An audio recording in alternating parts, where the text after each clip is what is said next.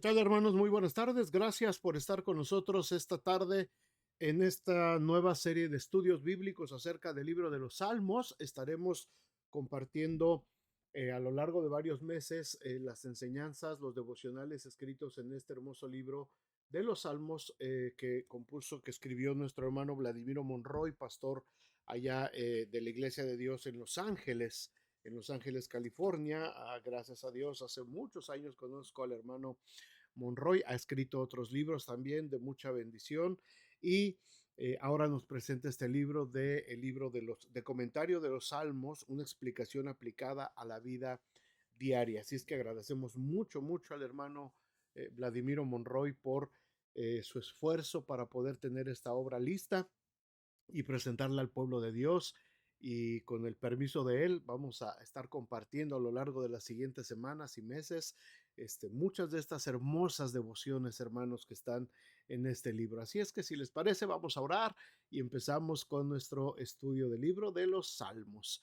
Padre, muchas gracias por esta tarde, gracias por cada familia que se va uniendo a nuestra transmisión. Padre, permite que a lo largo de las siguientes semanas podamos aprender mucho acerca de los salmos, gozarnos, Señor, con todas estas poesías, oraciones y cantos proféticos también, Señor, y enseñanzas fuertes también de exhortación para la iglesia. Padre, ponemos en tus manos este tiempo, bendice a cada familia que se está uniendo y bendice, Señor, a tu pueblo donde quiera que se encuentre reunido. Gracias en nombre de Jesús.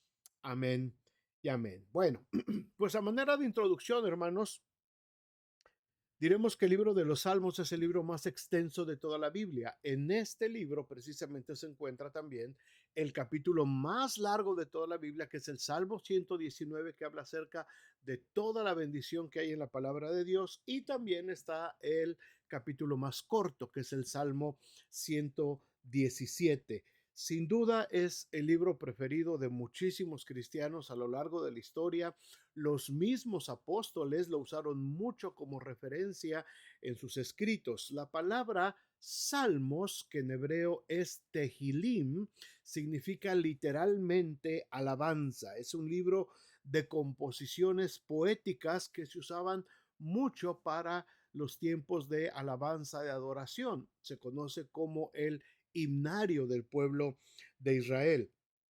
Así es que se trata de una colección de cánticos populares que los judíos utilizaban para adorar, colección que fue escrita en un gran periodo de historia y ha sido desde entonces y por la eternidad incluido en el compendio de los libros inspirados por el Espíritu Santo, un invaluable regalo para todos los cristianos, para todos los seres humanos.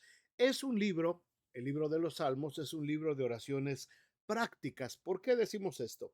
En los salmos se encuentra, hermanos, la más cruda realidad del creyente. Retrata los sentimientos que cada uno de aquellos que han puesto su fe en Dios ha tenido o expresado en algún momento de su vida. Todos nos identificamos con alguno, con algunos de los salmos, con estos escritos. Es a veces redactados en situaciones, en condiciones muy difíciles para los escritores.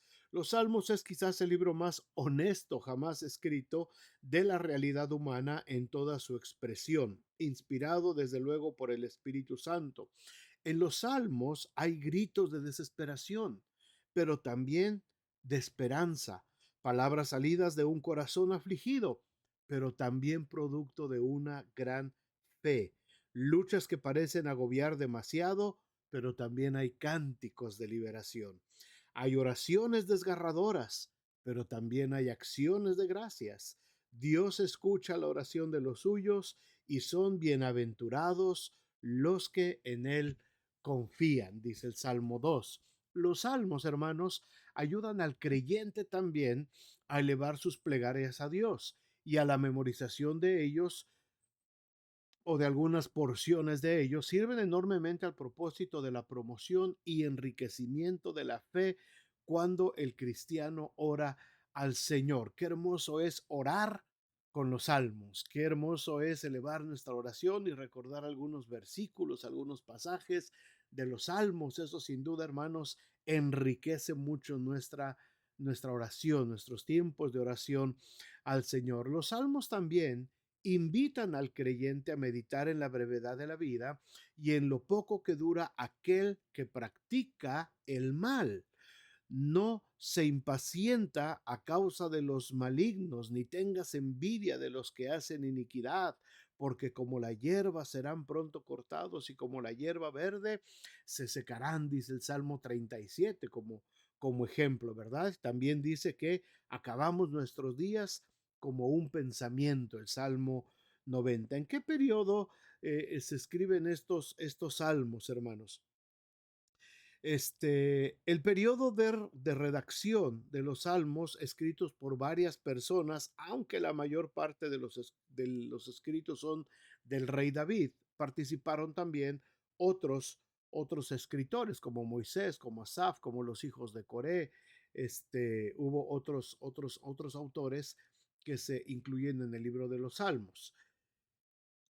Los salmos tienen mucha relación con el Nuevo Testamento. Cada una de tres citas que se mencionan en el Nuevo Testamento es referencia al Antiguo Testamento y que pertenece por lo general al libro de los Salmos. Es decir, es uno de los libros que más se usaron como referencia. Jesús mismo en el Evangelio de Lucas usa mucho como referencia el libro de los Salmos. Las citas de los Salmos están también en los otros tres evangelios, en las cartas de Pedro, de Pablo, en el libro de Hebreos también se mencionan muchas veces los Salmos. Jesús mismo hizo uso, perdón, de muchas citas basadas en el libro de los Salmos. Así es que eso, hermanos, como introducción para tener una idea general de qué son los Salmos, quién escribió los Salmos, cómo se escribieron. Y como les decía, si el Señor nos permite, a lo largo de las siguientes semanas y meses estaremos tomando una selección de estos salmos. No creo que vayamos a abarcar todos, pero vamos a ver cuáles son los salmos que vamos a estar hablando. Así es que, si les parece, empezamos hoy con el salmo número uno. El salmo número uno. Si tienen sus Biblias a la mano, por favor, abran sus Biblias en el libro de los Salmos y vamos a leer este Salmo 1 y vamos a hablar acerca de sus solamente seis versículos, ¿verdad? Que tenemos en el libro de los Salmos. Así es que, si les parece, vamos, déjenme ponérselos aquí. Y dice así: bienaventurado el varón que no anduvo en consejo de malos, ni estuvo en camino de pecadores, ni en silla de escarnecedores se ha sentado, sino que en la ley de Jehová está su delicia y en su ley medita de día y de noche. Será como árbol plantado junto a corrientes de aguas que da su fruto a su tiempo y su hoja no cae, y todo lo que hace prosperará.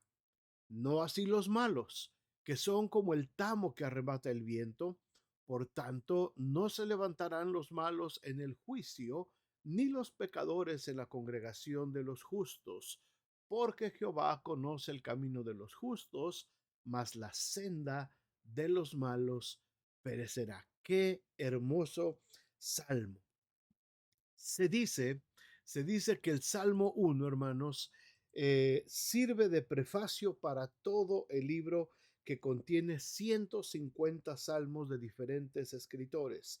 Aunque, como dijimos, la mayoría son de David, no aparece en este salmo específicamente el nombre del autor. Y es probable que sí sea de David. Casi todos los escritores bíblicos coinciden con que es un salmo de David. Este salmo, hermanos, este salmo está hablando acerca de dos tipos de personas: los que temen a Dios y aquellos que no tienen ningún temor de Dios. Podríamos decir que habla acerca de los buenos y los malos. Bienaventurado significa que es alguien tres veces dichoso o tres veces bendecido. Con esta misma palabra, si lo recuerdan, el Señor Jesús inicia el sermón del monte en su parte, en el sermón de la montaña, perdón. Lo primero que el escritor presenta de este salmo es la parte positiva. Dice que es bienaventurado el varón que no anduvo, déjenme se los pongo aquí otra vez, que no anduvo en el consejo de los malos, ni se ha sentado en la silla de los escarnecedores. Con este salmo, hermanos, empieza la primera sección del primer libro de los salmos, porque todo el libro completo está dividido en 5 tomos. Son 5 partes de los salmos, del 1 al 41. Son el primer libro que se titulan Fe y Sufrimiento, lo que para otros autores son estos libros. El libro de los Salmos está dividido en estas 5 secciones. De ese modo no aparece nombre del autor, aunque por lo general se cree que es de David. ¿De qué se trata el Salmo primero? ¿Cómo lo podemos describir? Vamos a ver algunas de estas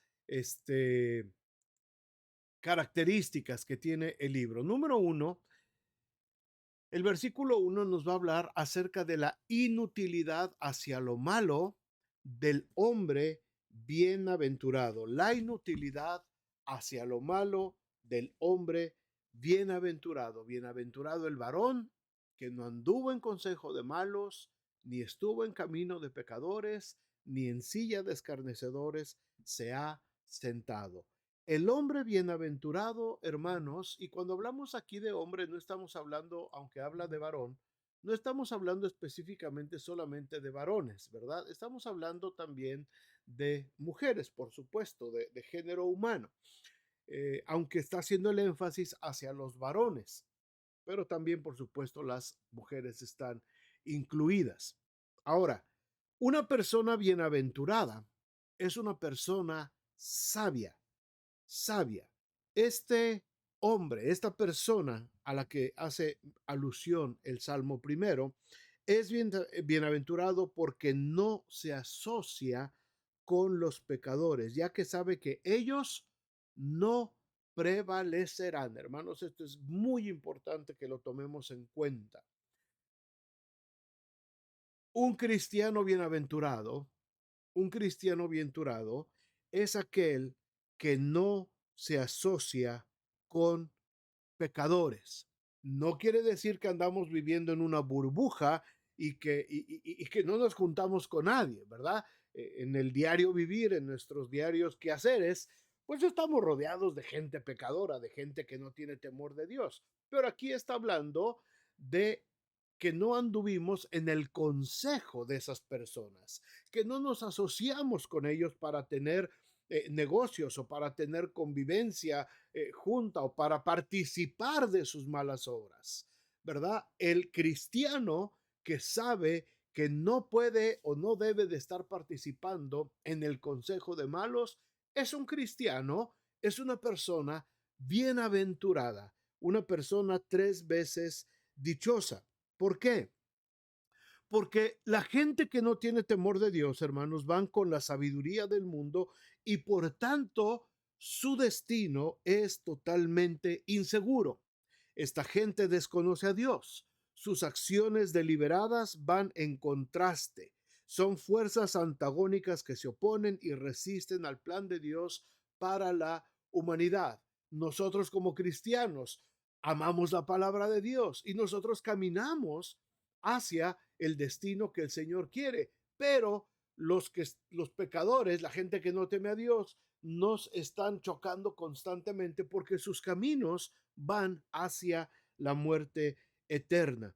Así es que el hombre bienaventurado escoge bien sus amistades, escoge bien con las personas con las que tiene una proximidad social, con las personas con las que tiene negocios, con las personas con las que tiene frecuencia, con quien se está frecuentando. Y como les dije, esto no significa que vivamos en una burbuja, ¿verdad? Y que no tenemos contacto con nadie más. Significa que no participamos de los actos de esas personas. ¿Podemos convivir con ellos? Por supuesto que sí, porque en el trabajo convivimos, en la familia convivimos, en los lugares sociales donde vamos convivimos con todo este tipo de personas. Pero una cosa es convivir y otra cosa es que nosotros participemos de los del consejo de malos, como dice este salmo.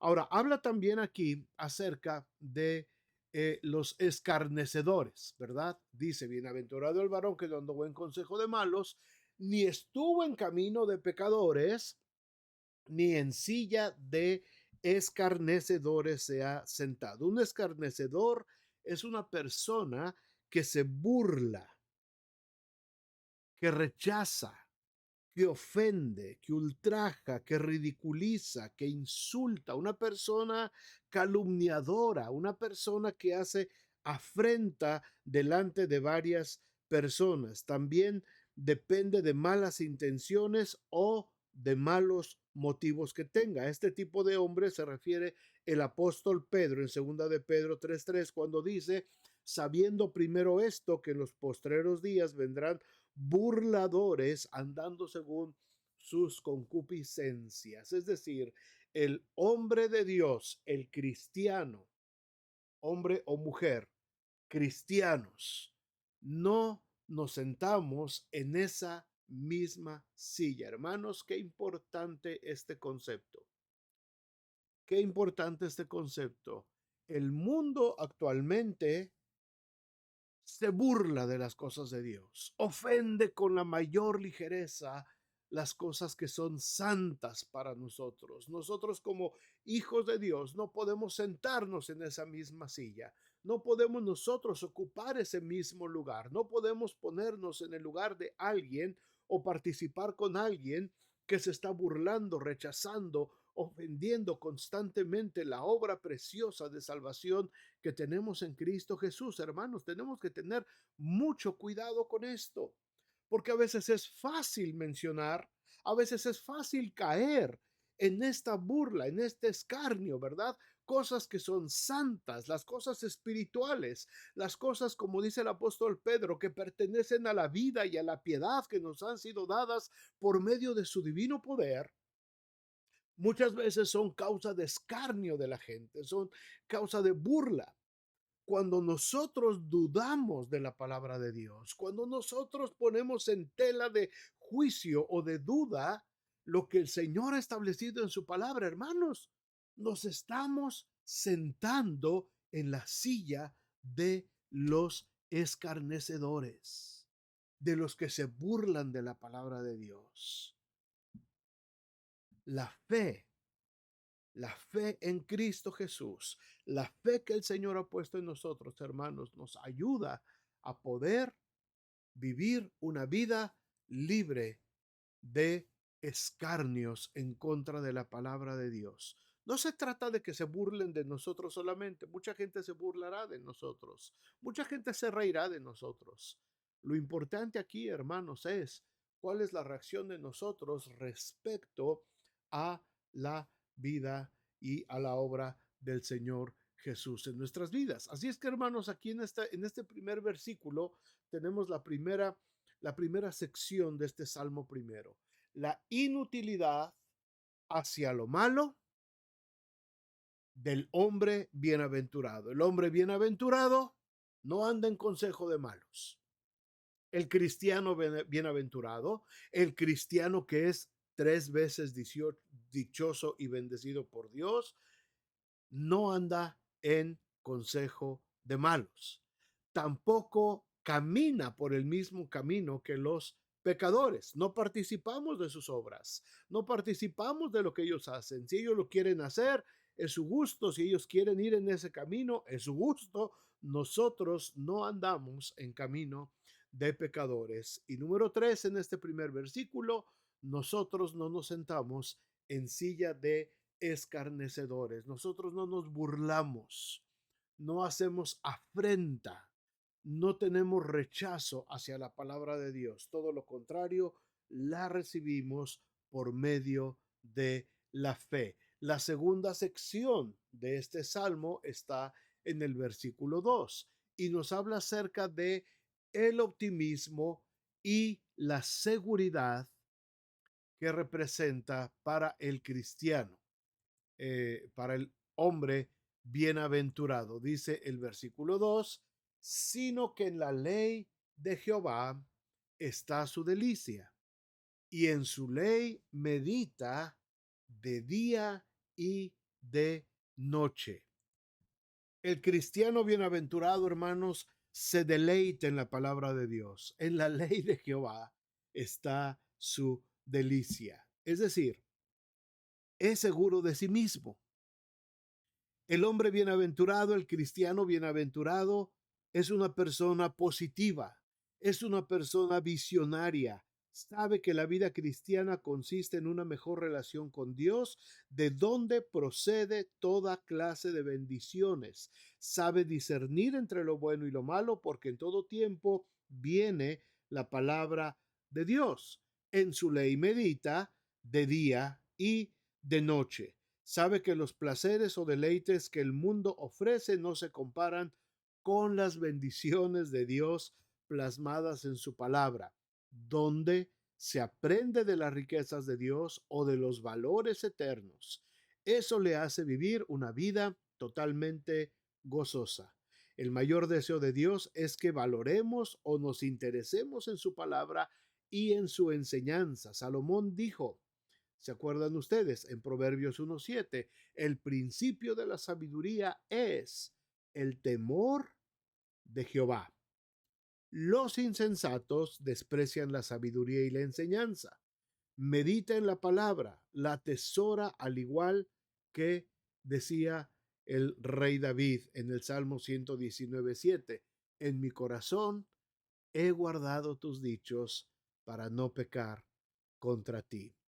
El cristiano bienaventurado sabe que la palabra de Dios es la mejor luz para nuestra vida.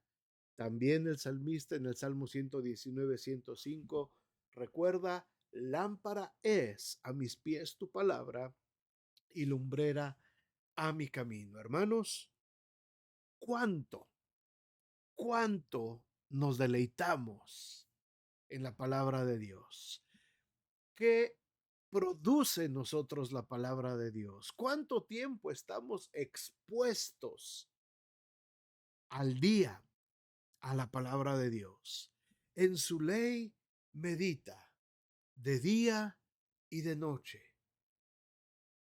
Hermano, pero es que tengo que trabajar y ando ocupado y tengo que cuidar a los niños y tengo que trasladarme de aquí para allá y ando muy ocupado y tengo, ¿cómo voy a estar todo el día y la noche meditando en la palabra de Dios? No, no, no se refiere a que vas a convertirte en un monje y te vas a ir a una montaña y lo único que vas a hacer el resto de tu vida es leer la Biblia. No, no, no está hablando de eso, sino que está hablando en cumplir, nos deleitamos en cumplir la palabra de Dios. La meditamos, la escudriñamos, la escuchamos, escuchamos predicaciones, la leemos en nuestros tiempos devocionales y podemos estar un rato expuestos a la palabra de Dios, pero el resto del día, en medio de nuestras actividades diarias, estamos también meditando en ella. Estamos meditando de día y de noche, tomando decisiones.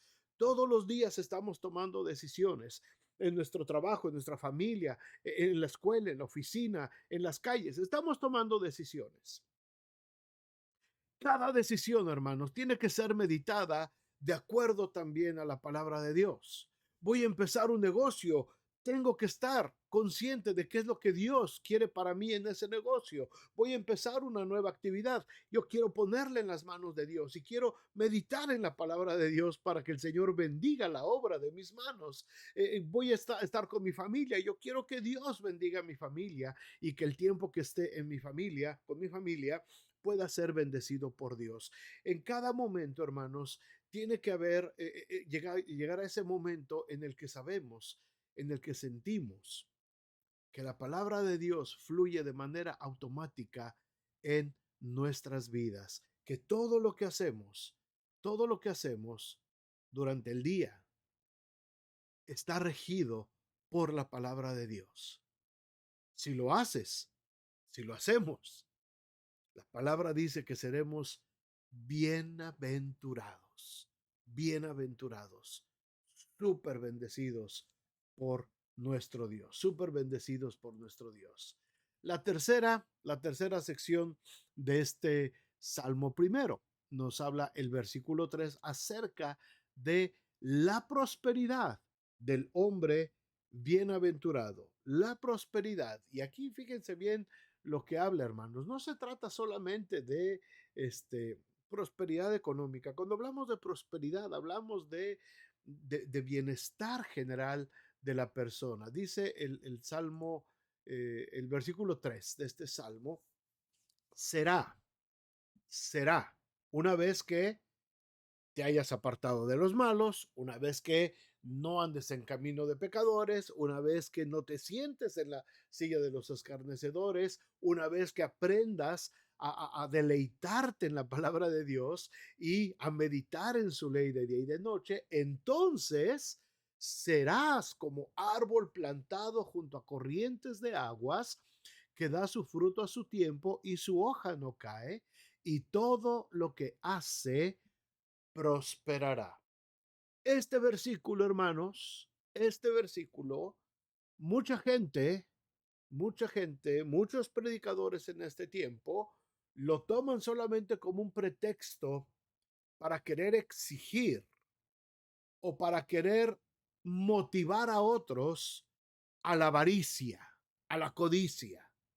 Dios te va a bendecir. Mira lo que dice su palabra. Dice que vas a ser plantado junto a corrientes de aguas que da su fruto a su tiempo y que su hoja no cae. Y todo lo que haces prosperará. Y esto a la gente le interesa y esto a la gente le llama mucho la atención porque piensan solamente en la prosperidad económica. Solamente están pensando en sus propios deseos egoístas. Y no está hablando de esto el salmista. No está hablando solamente de la bendición económica que Dios quiere bendecir, por supuesto que sí, pero no con egoísmo, no con codicia, no con avaricia. Para llegar al versículo 3, ya pasamos los dos primeros versículos donde se establecen estas condiciones.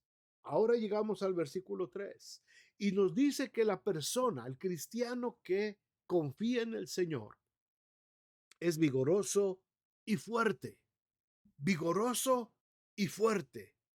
Y lo compara como árbol plantado junto a corrientes de aguas. Los árboles plantados junto a los ríos o junto a los lagos, hermanos, siempre se les ve verdes, frondosos, y en cada temporada puntualmente dan sus frutos.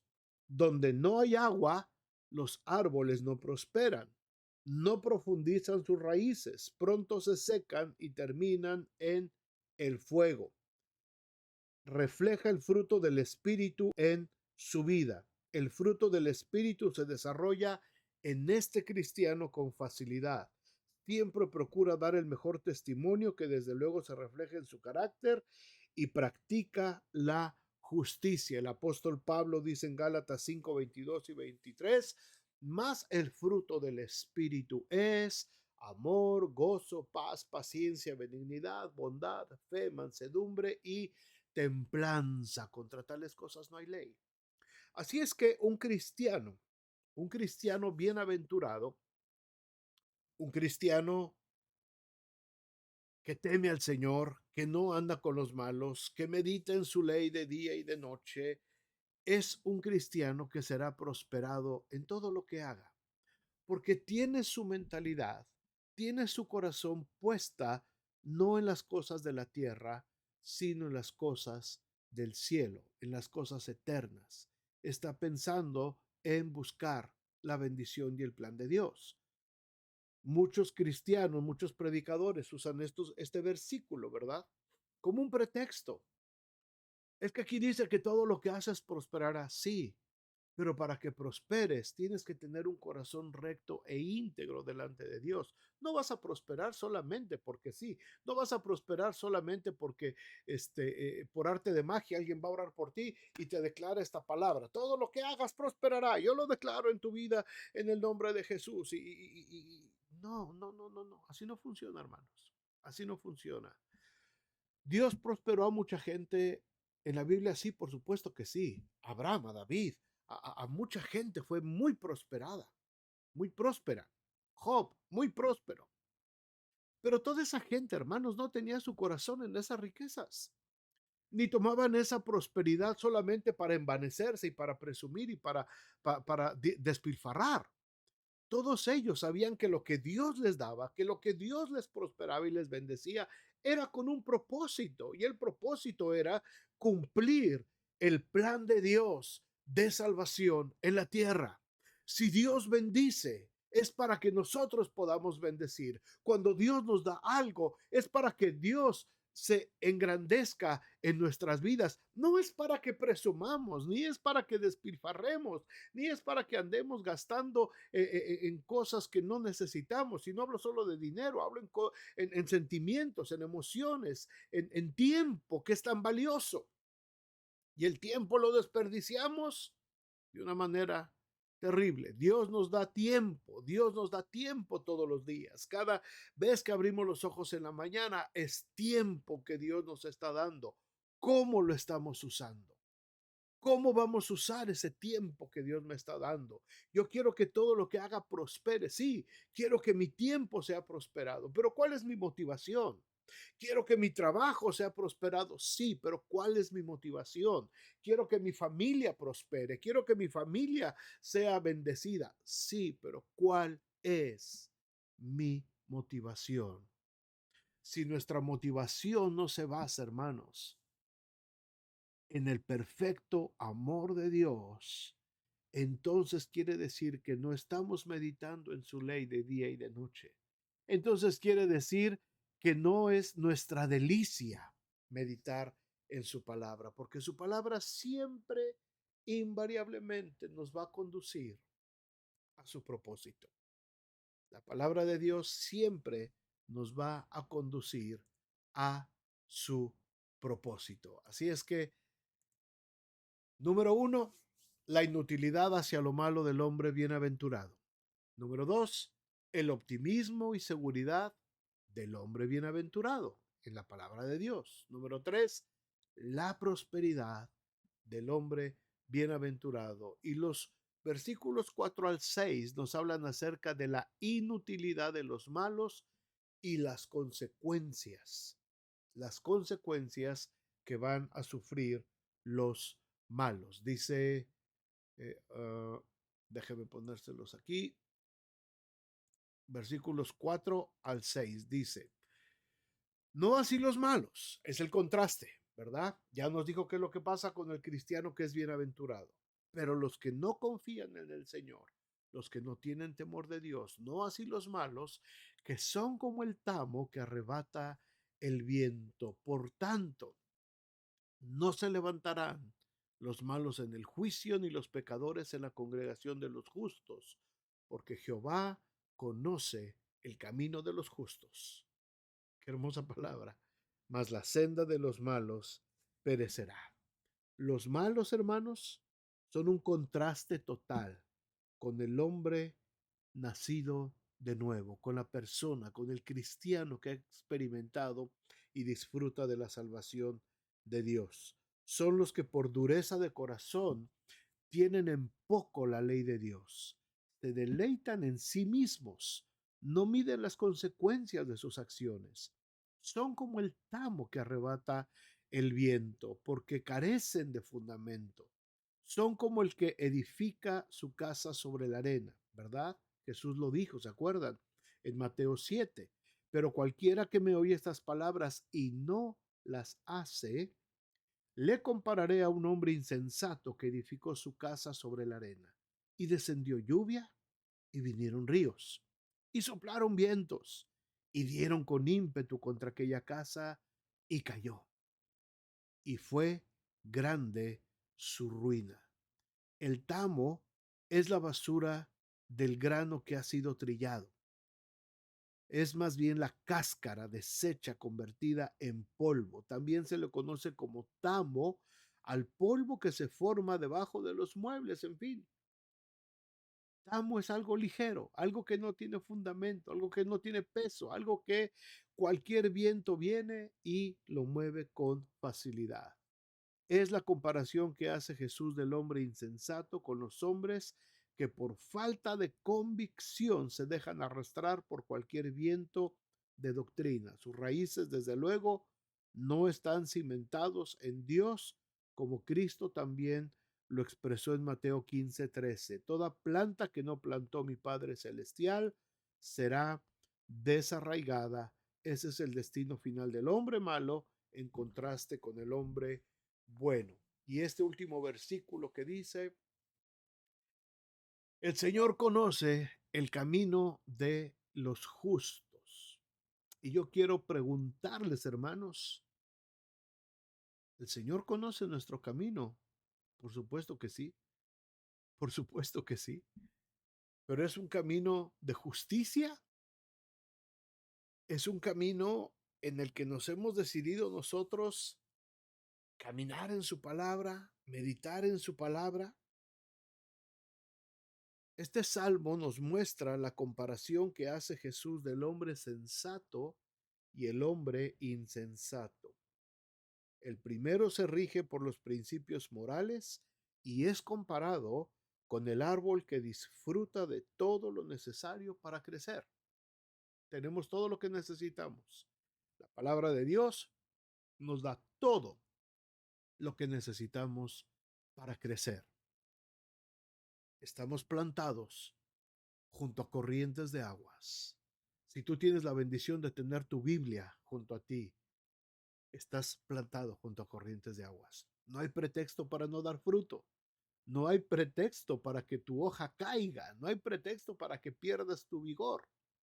Tienes que estar arraigado y cimentado junto a esas corrientes de aguas.